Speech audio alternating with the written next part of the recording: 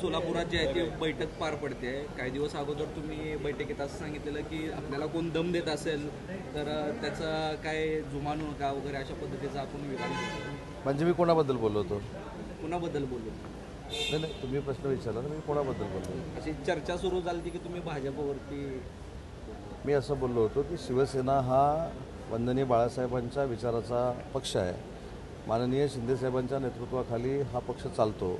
त्याच्यामुळे कोणाच्याही दादागिरीला आम्ही घाबरत नाही, अशा पद्धतीची भूमिका होती. मी कोणाचं नाव पण घेतलं नव्हतं, कुठच्या पक्षाचं पण नाव घेतलं नव्हतं. आणि आज महायुतीचे उमेदवार आमचे राजाभाऊ आहेत.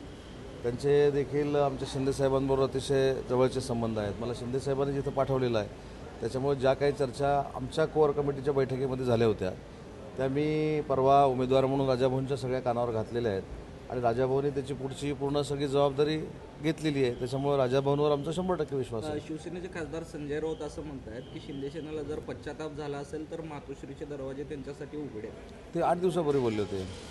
त्याच्यानंतर त्याच्यावर उत्तर पण दिलं होतं. नाही, त्याच्यामध्ये आम्ही काय सांगितलं की जे जे पश्चाताप झालेले आहेत ते आमच्याकडे आलेत.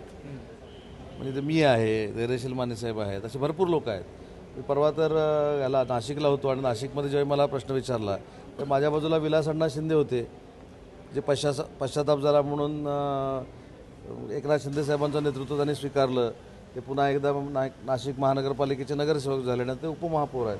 अशी अनेक तिकडनं पश्चाताप झालेले लोक आमच्यासोबत काम करतात. अंबादास दानवे साहेब असं म्हणतायत की अंबादास दानवे साहेब की ऑपरेशन टायगर संदर्भात त्याची कानकुन आम्हाला लागलेली आहे आणि आम्ही खासदारांची मनधरणी करत आहोत. आता अंबादास दानवे साहेबांना काय कोण लागली आम्हाला कोणाला खरंच माहिती नाही. कारण मी अनेक वेळा सांगितलं आहे शिवसेनेच्या वतीनं की अशी कसलीही बैठक आणि कुठच्याही ऑपरेशन टायगरची आम्हाला आवश्यकता नाही. दररोज शिवसेनेमध्ये प्रवेश होत असतात आणि ते माननीय एकनाथ शिंदेसाहेबांच्या कर्तृत्वावर विश्वास ठेवून, नेतृत्वावर विश्वास ठेवून येत असतात.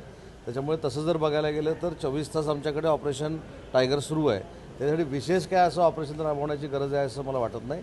आणि कुठच्याही युबीटीच्या खासदारांबरोबर कोणाची बैठक झालेली नाही. साहेब, काँग्रेसनं राष्ट्रवादी शरद पवार गटाला विलीन करण्याचा प्रस्ताव दिल्याची चर्चा आहे. हा त्यांचा वैयक्तिक दिल, मला माहीत नाही दिला आहे की नाही, किंवा शरद पवार साहेब त्याच्यावर निर्णय घेतील, सुप्रियाताई त्याच्यावर निर्णय घेतील. त्या राष्ट्रवादी काँग्रेस पार्टी शरद पवार साहेबांच्या पक्षावर आपण कशाला बोलायचं, ते शरद पवार साहेब निर्णय घेतील. जळगावमधला महायुतीचा तिढा अद्याप सुटलेला नाही.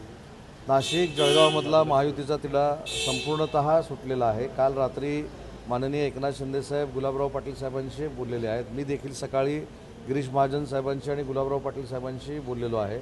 मुख्यमंत्री मोदयांची देखील चर्चा झालेली आहे. त्याच्यामुळे जळगावचा तिढा देखील सुटलेला आहे. साहेब, जिल्ह्यातल्या राष्ट्रवादी शरद पवार पक्षाच्या 3 आमदारांनी भाजपला म्हणजे महायुतीला पाठिंबा दिला. काल भाजप प्रदेशाध्यक्षांची भेट घेतली.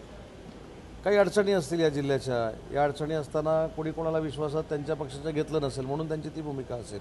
आता त्याच्या आदल्या दिवशी मला देखील इथले एक आमदार राजाभाऊंच्या समवेतच आपण एकत्र भेटलो होतो. तर कुणी कुठच्या पक्षाला पाठिंबा दिला याच्यापेक्षा त्यांच्या पाठिंब्यामुळं आणि आमच्या सगळ्यांच्या एकसंघपणामुळं राजेंद्र राऊत यांचा विजय हा निश्चित आहे. ओके.